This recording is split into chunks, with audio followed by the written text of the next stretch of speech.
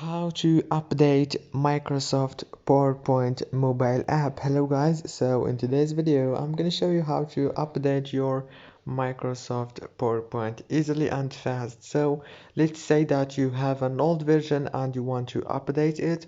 All what you have to do is go to Play Store and search for Microsoft PowerPoint.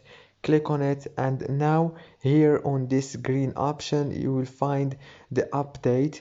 Click on update right here and your Microsoft PowerPoint will be updated very easy. And that's it for today's video. It's so simple and easy, and I hope this video was helpful for you. Please don't forget to like, subscribe. Thank you for watching. See you later.